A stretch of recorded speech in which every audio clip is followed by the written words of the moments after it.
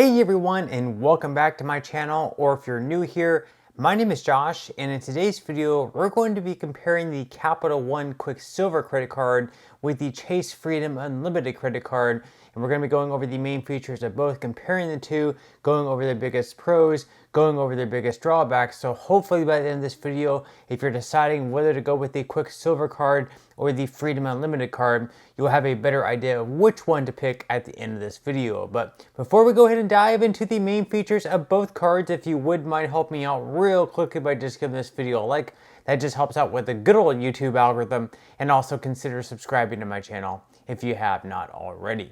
Plus, if you would like to receive up to $10,000 in free stocks, in a pinned comment below, I will be leaving a link to Webull. All you have to do is, once you click on that link, is just sign up for a free account and then deposit at least $100. At that point, Webull will be sending you a few free stocks worth all the way up to $10,000 or whatever other promotion they have going on at that point in time. Okay, so diving right into the main features of both the Capital One Quicksilver as well as the Chase Freedom Unlimited credit cards. First off, we're going to be talking about cash back with both of these cards. So starting out with the Capital One Quicksilver card, you will be earning 5% cash back on hotels and rental cars booked through the Capital One travel portal. And then on all other transactions, you will be earning 1.5% cash back. Now with the Chase Freedom Unlimited credit card, with that one, you are going to be earning 3% cash back on dining at restaurants and takeout, 3% cash back on drugstore purchases, 5% cash back on travel purchase through the Chase Travel, and then on all other transactions, just like the Quicksilver, you will be earning 1.5% cash back. Now, as far as the spend bonus goes, with both these cards, they are both going to be offering a spend bonus of $200. So with the Capital One Quicksilver card, you will be earning a $200 spend bonus as long as you're able to spend at least $500 within the first 90 days from your account opening. So that's not going to be too difficult to achieve. And then as far as the Chase Freedom Unlimited credit card, you can also earn that $200 spend bonus if, just like the Quicksilver card, you're able to spend at least $500 within the first 90 days from your account opening.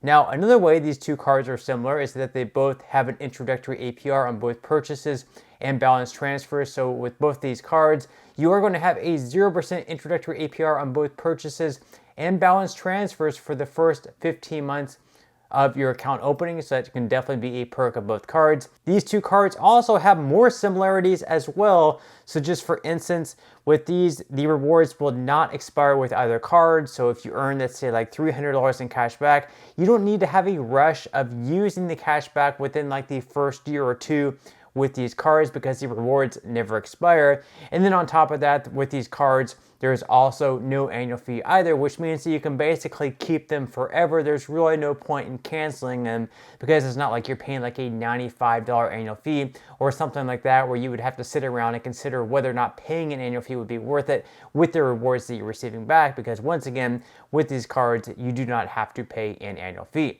Now with both these cards, they also have some other benefits as well. So we're going to start out with some of the benefits with the Capital One Quicksilver card. So with that card, you can get up to 6 months of complimentary Uber One membership. This is going to be through November 14th of 2024.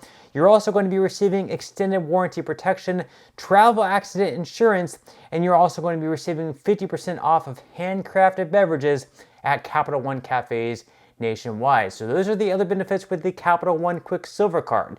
Now we're going to go into the other benefits of the Chase Freedom Unlimited credit card.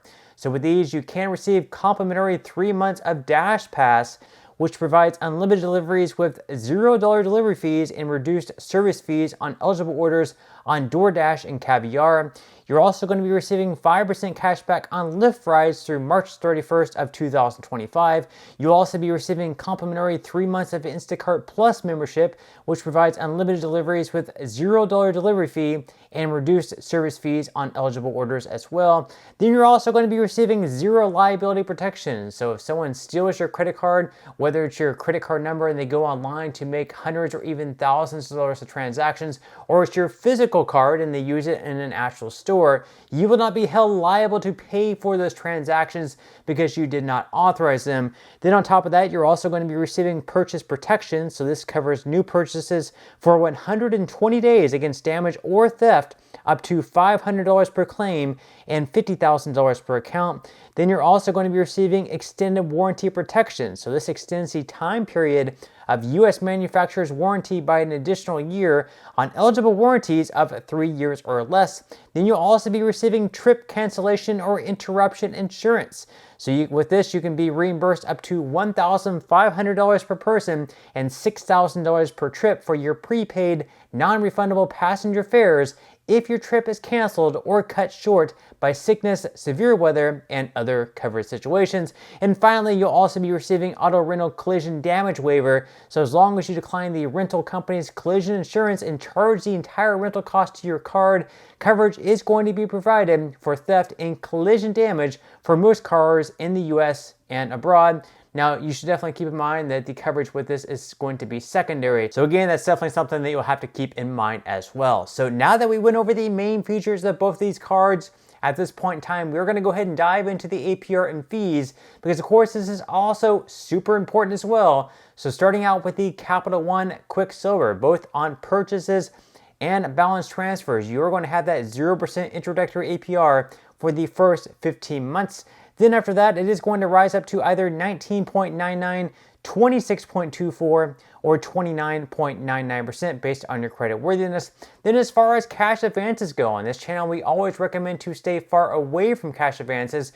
This of course should not be considered financial advice, just my own personal reasons. Usually there's a very high interest rate with them, plus you're going to be paying a lot of fees as well. But if you do decide to take out a cash advance with this card, with the Capital One Quicksilver, there is going to be an APR of a whopping 29.99%, plus a lot of fees as well, which we are going to dive into in just a moment.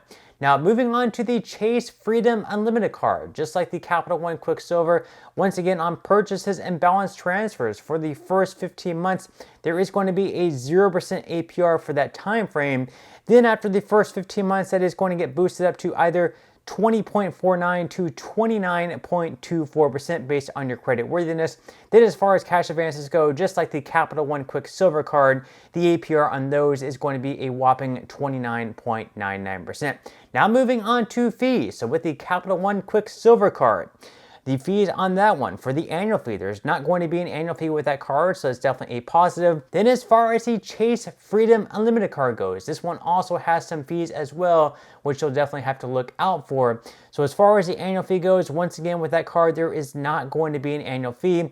So now that we went over the main features of both the Capital One Quicksilver as well as the Chase Freedom Unlimited credit cards, as well as the APR and fees, at this point in time, we're going to go ahead and dive into the biggest pros and drawbacks of each card. So starting out with the Capital One Quicksilver, you're going to be earning 1.5% cash back across the board. So there's definitely a lot of simplicity with this card. And then of course, you're also going to be earning 5% cash back through the Capital One Travel Portal. You're also going to be receiving a $200 spend bonus as long as you're able to spend at least $500 within the first 3 months of having this card, which for most people is not going to be all that difficult. And then finally with this card, there is not going to be an annual fee, so it's definitely a positive as well. Then as far as the pros with the Chase Freedom Unlimited card, first off, you are going to be earning 5% cash back through the Chase Travel Portal, 5% cash back through Lyft, 3% cash back at dining at restaurants, 3% cash back at drugstores, and then on all other transactions, you are going to be earning 1.5% cash back. So definitely a lot of bonus categories with the Chase Freedom Unlimited credit card. Then with that card as well, you can also earn a $200 spend bonus, just like the Capital One Quicksilver card, as long as you're able to spend at least $500 within the first 90 days. So that will be quite easy to do. And then finally with this card, there is also not going to be an annual fee, so it's definitely pretty advantageous as well. Now, as far as the drawbacks go with the Capital One Quicksilver, I would say the real only drawback with the card is the fact that you are only going to be earning 1.5% cash back. So although that could actually be a good thing where it's pretty simple, you don't have to think about all the bonus categories, That's also a drawback as well, because you cannot really earn that much cash back across the board. You could get like the Wells Fargo Active Cash credit card, for example, and be earning 2% cash back across the board on everything, rather than just 1.5% cash back. So that would be my only drawback. There's not like a whole lot of bonus categories. Whereas with the Chase Freedom Unlimited credit card, you can actually have all those different categories where you can be earning 3% cash back at drugstores, 3% cash back on dining. But that could also be a drawback with the Chase Freedom Unlimited card as well. The fact that you are only going to be earning 1.5% cash back on all other transactions that aren't in those bonus categories. So you can once again do better, like with the Wells Fargo Active Cash card, you can be earning 2% cash back instead of 1.5% cash back. So in my opinion, at least, since the Chase Freedom Unlimited card at least has more bonus categories than the Capital One Quicksilver card does, I would have to give the win to the Chase Freedom Unlimited card. But again, at the end of the day, this choice is definitely going to be up to you. But that's all we have for this review and this comparison between the Chase Freedom Unlimited credit card and the Capital One Quicksilver card. I definitely hope that you enjoyed it and found value out of it. If you did, again, I would greatly appreciate it if you could give this video a like. Consider subscribing to my channel if you have not already, and I will see you in the next video.